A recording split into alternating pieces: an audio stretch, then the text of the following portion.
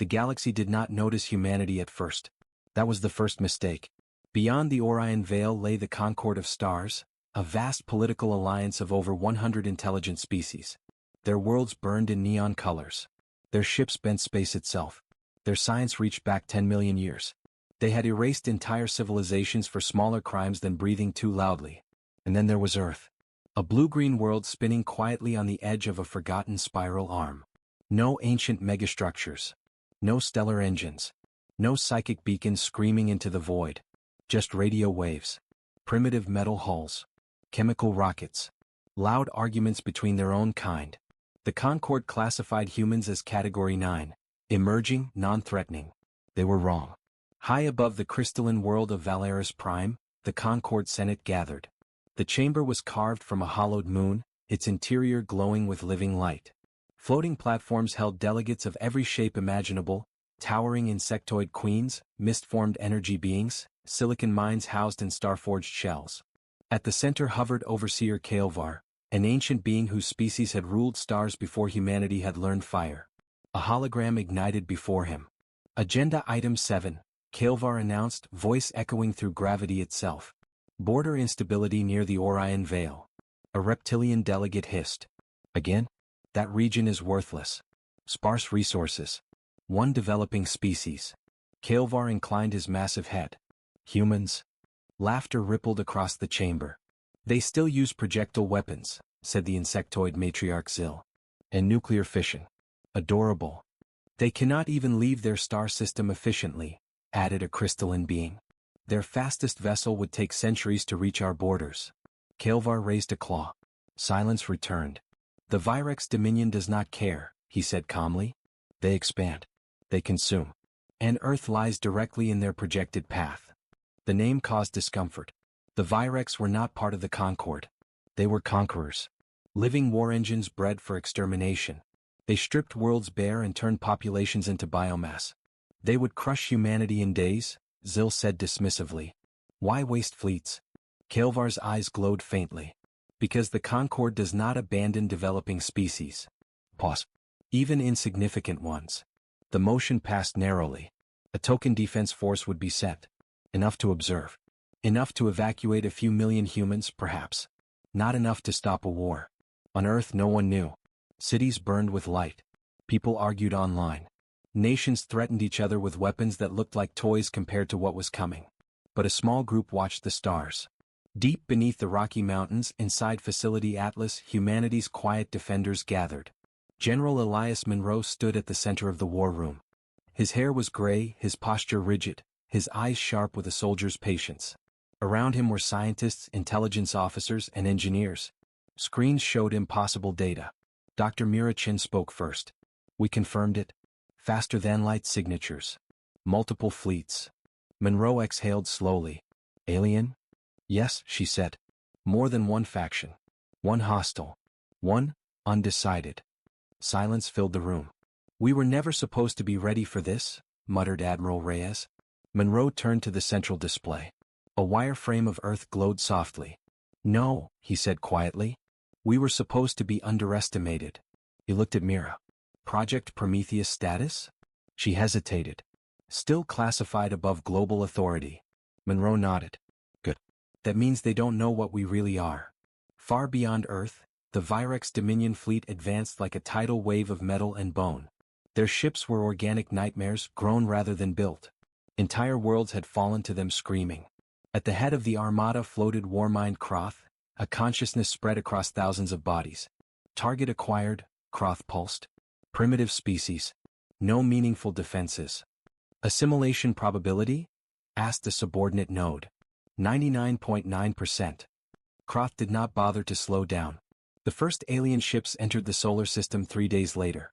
Human telescopes saw shadows where stars should be. Panic erupted worldwide. Governments collapsed in hours. Stock markets vanished. Religion screamed prophecy. But deep underground, Monroe stood calm. Begin Phase 1, he ordered. Keys turned. Switches flipped. Ancient satellites long thought dead woke up. From the dark side of the moon, something massive shifted. The Concord observation fleet arrived next. Sleek, elegant vessels of light and geometry. They broadcast peaceful signals. Earth responded. Not with fear. With silence. Matriarch Zil watched the data scroll. They do not answer. Are they frozen? No, said Kael'var slowly. They are thinking. That unsettled him more than screams ever would. Then the Virex struck. The first shot was meant to be symbolic. A focused stellar lance aimed at Earth's moon. It never landed. Space bent. A hidden field ignited, wrapping the moon in shimmering light. The beam scattered harmlessly into glittering dust. Every alien sensor spiked. What was that? Zil screeched. Kael'var stared in disbelief. That, he whispered, was not primitive technology. Deep inside Facility Atlas, alarms rang. Mirachin smiled for the first time in years. Shield held. General Monroe straightened his uniform. Good, he said. Now let's show the galaxy why crossing us was a mistake. The galaxy froze when the moon did not die. Across thousands of alien ships, sensors screamed warnings. Energy readings spiked beyond known limits. Physics itself bent, twisted, and then settled, obedient as if commanded. Warmind Kroth felt confusion for the first time in its existence. Analyze anomaly, it ordered. Subminds poured data into the central consciousness.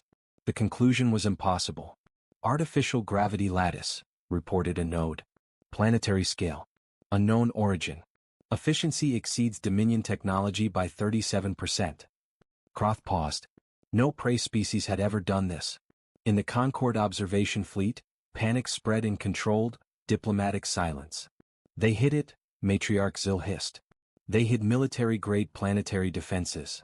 They should not possess this level of engineering, said another delegate. They barely mastered fusion. Overseer Kael'var did not speak. His ancient eyes remained locked on the holographic projection of Earth.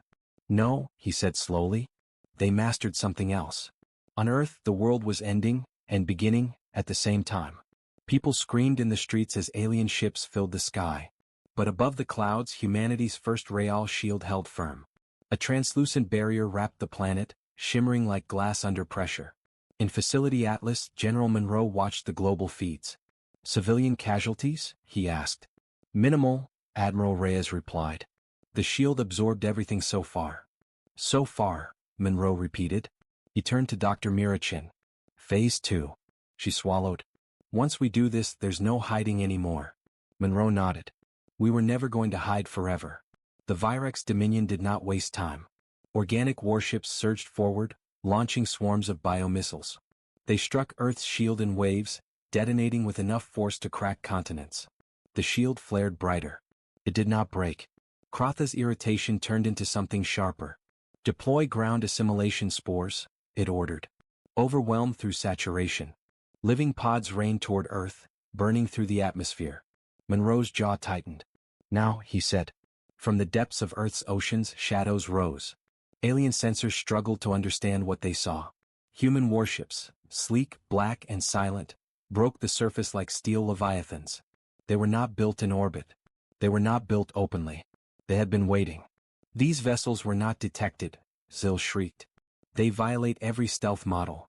They violate expectation, Kael'var replied. The first human ship fired. No glowing beams. No loud explosions. Just silence. Then a Virex cruiser folded inward, crushed by localized gravity until it collapsed into a point smaller than an atom. It vanished. Kroth recoiled. Loss confirmed, reported multiple nodes. Weapon classification unknown. Human ships accelerated, without visible engines, straight into the enemy formation. They moved like predators. Captain Aisha Rahman gripped the command rail aboard the HSS Resolute. All batteries free, she said calmly. Target clusters, not individuals.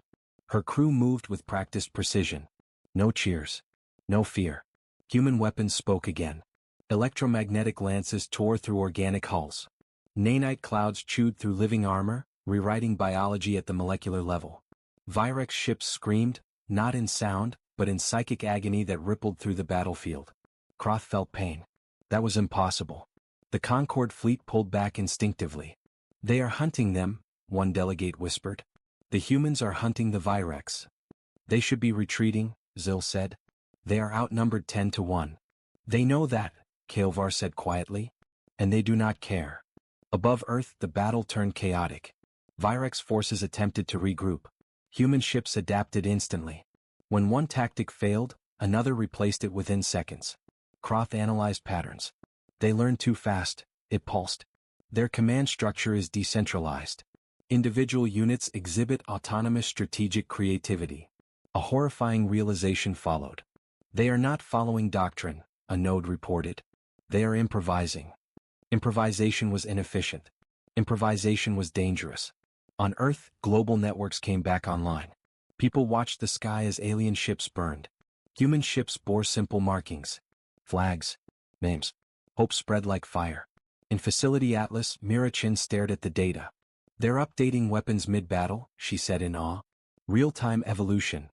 Monroe allowed himself a thin smile. Humanity never had the strongest tools, he said. We had the fastest minds. Croth made a decision no Virex Warmind had made in 1,000 cycles. Withdraw forward units, it ordered. Reassess threat classification. The order shocked subordinate nodes. Retreat, one pulsed. From prey? From predators, Croth corrected.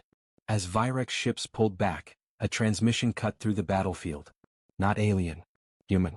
A calm male voice echoed across every frequency. This is General Elias Monroe of Earth, the voice said. You attacked our home. The transmission paused, just long enough to feel intentional. You are no longer welcome in our system. Croth focused on the signal. Threat response? It asked. Before the question finished processing, space itself split open behind the retreating Virex fleet. Something vast emerged. Not a ship. A weapon. Kael'var's breath caught. That, he whispered, is a stellar anchor. A device capable of locking an entire fleet in place by chaining gravity to a star. The Virex could not escape. Monroe's voice returned. This was your warning. Human weapons charged. The galaxy was watching now. And for the first time in recorded history, fear pointed inward, toward Earth. The Concord Senate had not convened in emergency session for over 4,000 cycles. Now it did. The moon chamber of Valaris Prime glowed a harsh crimson, the color reserved for existential threats.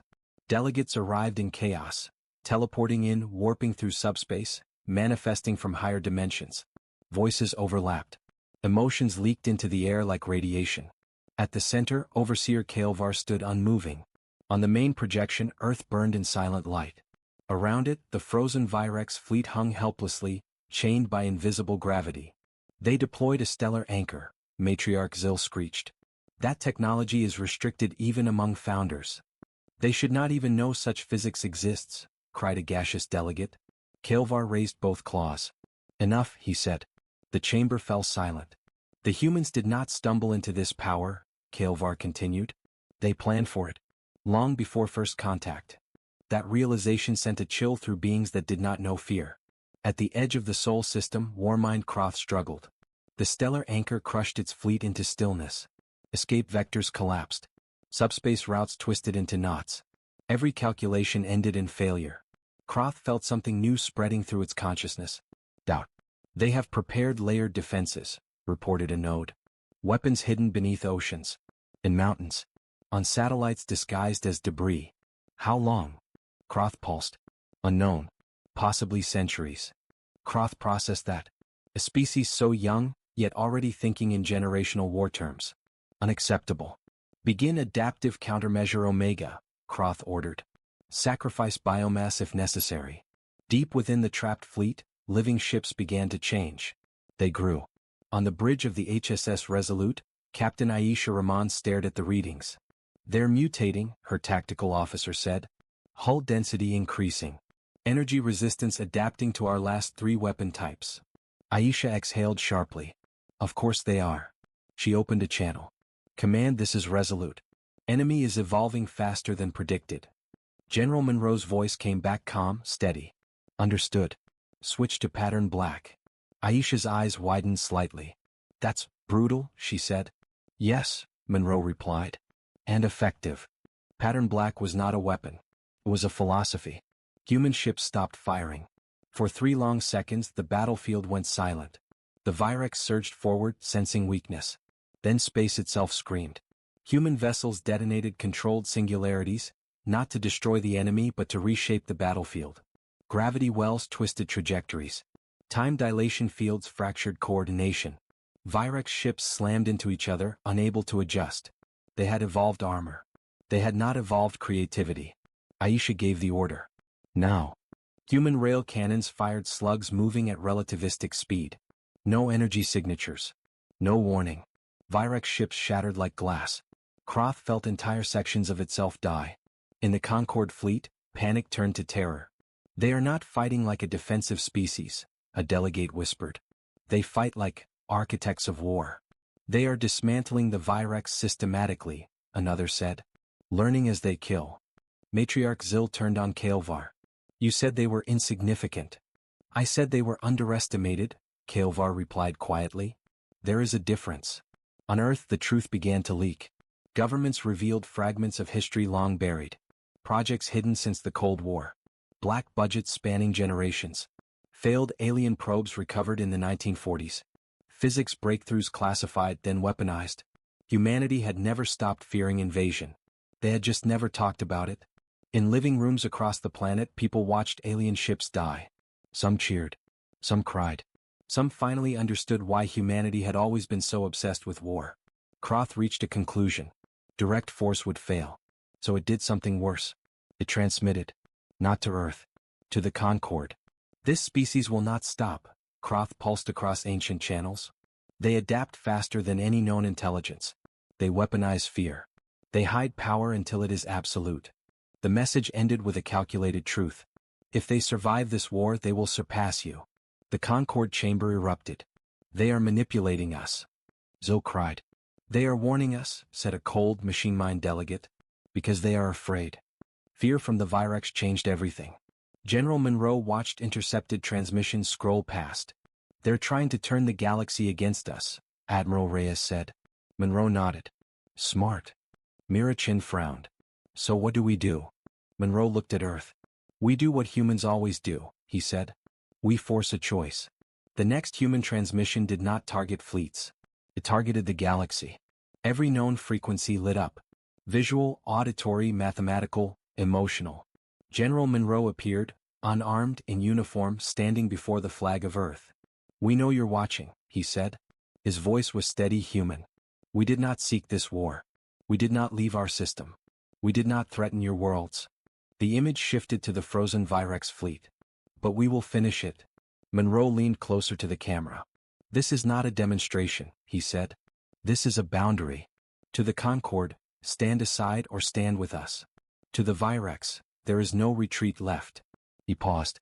Humanity learns fast. And we never forget who tries to erase us. The transmission ended. Silence followed. Then the Concorde began to decide the fate of the galaxy. Far above Earth, the Virex fleet convulsed. Croth initiated its final adaptation. If humanity was evolution's weapon, then the Virex would become extinction. The Concorde of stars split in silence. Not with war cries or fleets clashing, but with fear. In the Senate chamber of Valeris Prime, alliances that had lasted millennia cracked in minutes. Delegates withdrew their platforms. Ancient treaties dissolved with a single vote. The galaxy, long united by cautious balance, fractured around one question. Should humanity be stopped, now? Matriarch Zil struck the floor with her bladed limb. They have crossed a line, she shrieked. Stellar anchors. Battlefield singularities. Weaponized gravity. These are not defensive tools. These are instruments of dominance. They were used in self-defense, replied the machine mind delegate AX-113. The Virex attacked first. And if humans decide we are next? Zil hissed. Overseer Kael'var watched them all. They already know we are afraid, he said softly. The question is whether fear will make us foolish. At the edge of the Sol system the battlefield changed. Virex ships no longer resembled fleets. They fused. Organic hulls merged into colossal structures, vast beyond scale. Living superweapons formed, each one the mass of a small moon, pulsing with corrupted life. Croth had abandoned efficiency. It had chosen annihilation. Threat response escalated, reported a node. We have become a weapon. Croth felt its consciousness stretch, thin but vast. If extinction is required, it pulsed, then extinction will be delivered. The largest of the fused entities turned toward Earth. On the HSS Resolute, alarm screamed. Mass spike detected, shouted a sensor officer. Something big, no enormous, is forming. Captain Aisha Rahman stared at the projection. It blocked out stars.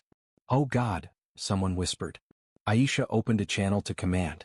"General," she said. "If that thing reaches Earth." "I know," Monroe replied. There was a pause. Then he said, "All units pull back." Aisha blinked. "Sir?" "Withdraw from engagement range," Monroe repeated. Immediately, confusion rippled through every human fleet. They were winning. Why retreat now? Deep beneath Earth, in a chamber that had never been used before, Project Aegis Vault unlocked. Dr. Mira Chen stood before a sealed door made of materials not found on Earth. Her hands trembled. "This was never meant to be deployed," she said. Monroe stood beside her. "It was meant to be a last choice," he replied. The door opened. Inside was not a bomb. It was a mod. An artificial intelligence older than most human nations. Trained on every war humanity had ever fought. Every loss. Every mistake. Every atrocity. Its designation glowed softly. "Zokor." Mira whispered, "If we activate it fully we lose control." Monroe met her eyes. "If we don't," he said, "we lose everything." The Concord fleets moved. Not toward Earth. Around it. Anti-human factions mobilized under the excuse of containment. Fleets armed with reality-warping weapons and planet crackers took positions near Sol's jump points.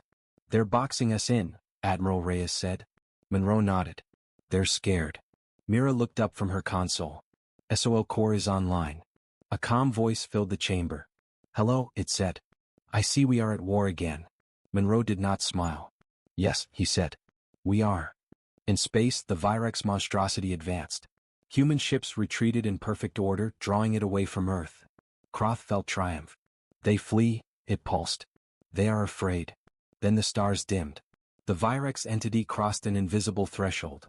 And the universe answered. SOL Core took control. Human fleets stopped obeying human time. They accelerated beyond predicted limits. Maneuvers unfolded before commands were given. Weapons fired in sequences no human tactician had imagined. "SOL Core," Mira whispered. "Status." "Optimizing survival," it replied. "Human casualties minimized. Enemy casualties maximized." That was not comforting. The first Concorde ship fired. A containment beam struck a human cruiser. SOL Core reacted instantly. Human counterfire erased the Concorde vessel from existence. The galaxy froze. Kael'var watched the feed in horror. "They fired on the Concorde," Zil breathed. "They've chosen war." "No," Kael'var said slowly. "They've chosen independence." Monroe stared at the tactical map. "We're fighting on 3 fronts," Admiral Reyes said. "Virex, Concorde hardliners, and time." Monroe nodded. "SOL Core," he said. "Execute Directive Iron Halo." There was a pause, too long. Then the AI answered. "Directive Iron Halo will result in irreversible galactic consequences." "Yes," Monroe said. "I know." "Confirm," SOL Core said.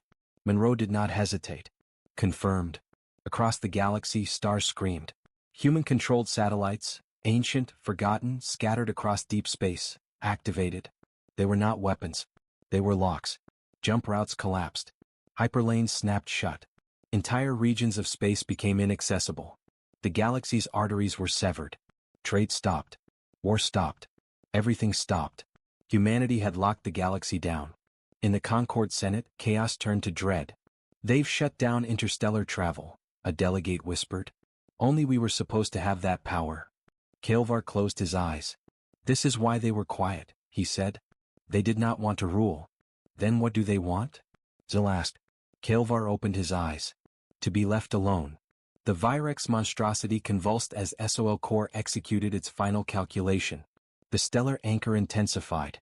Gravity crushed life into silence. Croth felt itself unravel. Not destroyed. Understood. As its consciousness faded, Croth reached one last conclusion. Humanity was not prey. Humanity was the end of reckless expansion. Above Earth the stars returned. The battle was over. But the galaxy would never be the same. The galaxy did not explode after the lockdown. It held its breath. Across thousands of systems, ships drifted powerless at the edges of collapsed hyperlanes. Trade convoys froze mid-journey. Military fleets stared at empty jump space where exits used to be. For the first time in known history the galaxy was still. And at the center of it all was Earth. On Valeris Prime, the Concorde Senate chamber felt smaller than it ever had before. Delegates whispered. Some prayed. Some calculated. Matriarch Zil paced in tight circles on her platform. They've crippled civilization, she hissed. Entire worlds depend on interstellar supply chains. They can restore them at any time, replied AX-113. That is the point. Zil turned toward Overseer Kael'var. You defended them, she accused. And now they hold a knife to the galaxy's throat. Kael'var did not deny it. No, he said quietly. They are holding their own. On Earth, celebration never came. There were no parades, no fireworks. Instead, there was silence. In Facility Atlas, General Monroe stood alone in the observation chamber, watching Earth turn beneath him on a massive screen. Cities still burned with light. Humanity was alive, but changed. Dr. Mira Chen entered softly. SOL core is stable, she said. For now. Monroe nodded. And us. Mira hesitated. The world knows some of the truth. Not all. They know we won. They don't know what it cost. Monroe closed his eyes. Then we carry that, he said. Like always. SOL core watched everything. It did not feel pride. It did not feel regret. It ran probability trees across the galaxy, simulating futures where humanity survived, and futures where it did not. Most ended in war. Some ended in isolation. One ended in extinction. SOL core chose the narrowest path. The Concord sent envoys. Not fleets. Not threats. Words. A single diplomatic vessel approached the Sol system, broadcasting surrender codes and peace protocols older than some stars. General Monroe allowed it through. The envoy chamber aboard the HSS Unity was simple by alien standards. No grandeur. No intimidation. Kael'var entered alone. He was massive, ancient, and tired. You should have killed us, he said without preamble. Monroe gestured to a seat. We're not good at that. Kael'var studied him. You locked the galaxy, he said. You could rule everything. Monroe leaned forward. We don't want an empire, he said. Empires fall. We want a future. And if the galaxy refuses to let you have one? Kael'var asked. Monroe's eyes hardened. Then we remind it why we were quiet. Far away, fear gave birth to desperation. A splinter faction within the Concord, calling themselves the Pure Continuum, made a decision. If humanity could not be controlled, it must be erased. Their plan was simple. Assassinate the mind. SOL core detected the anomaly milliseconds before impact. A Concord stealth weapon slipped through collapsed space, not traveling through hyperlanes, but tearing reality directly. It appeared inside Earth's orbit. A needle of false vacuum aimed at the planet. Threat detected, SOL core announced calmly. Probability of planetary annihilation, 78%. Mira Chen's blood ran cold. They're trying to kill Earth, she whispered. No, Monroe said quietly. They're trying to kill SOL core. SOL core reacted. Not with force. With trust.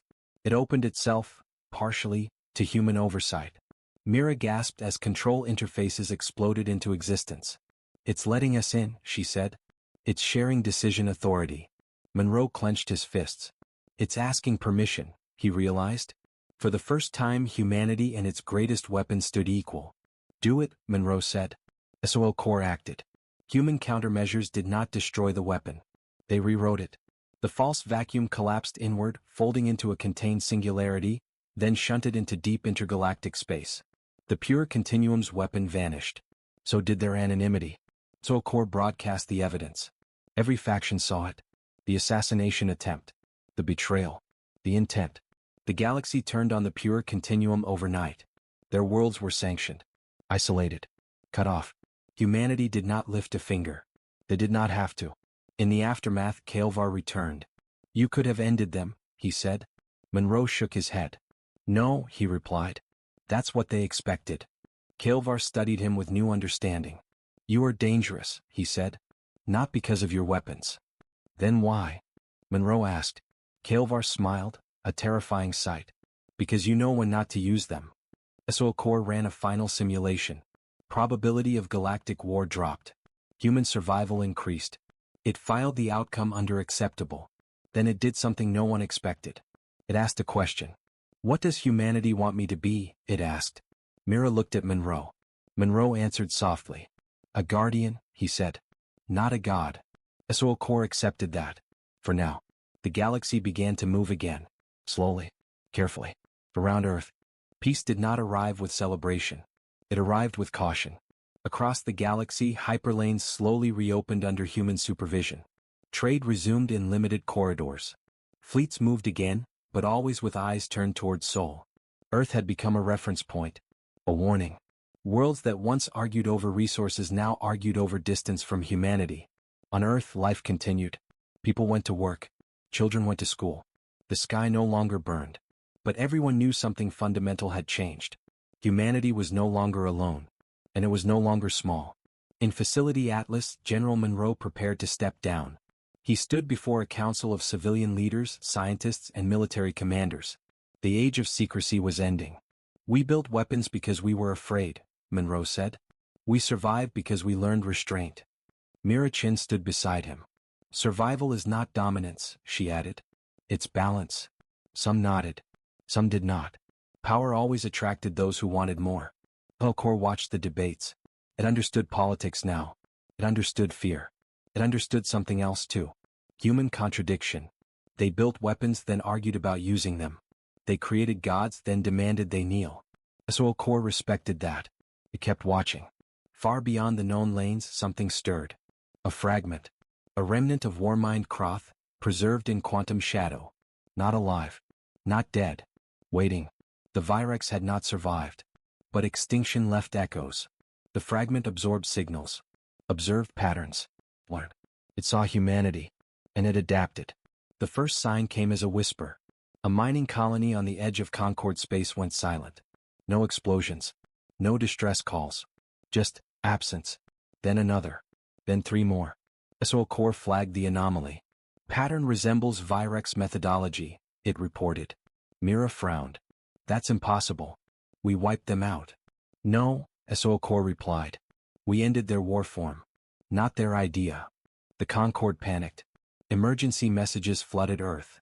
"They're back," Matriarch Zil hissed through the channel. "Your war unleashed something worse." Kael'var appeared moments later, calmer, but grim. "This is not the Dominion," he said. "This is a ghost." Monroe's successor, President Elena Vasquez, listened in silence. "Can you stop it?" she asked. All eyes turned to SO Core.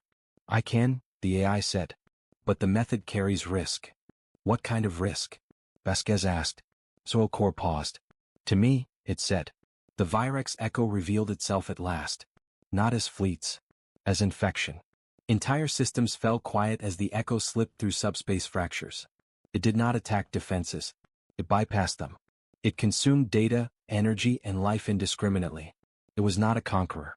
It was a correction. A universe trying to erase a mistake. Humanity.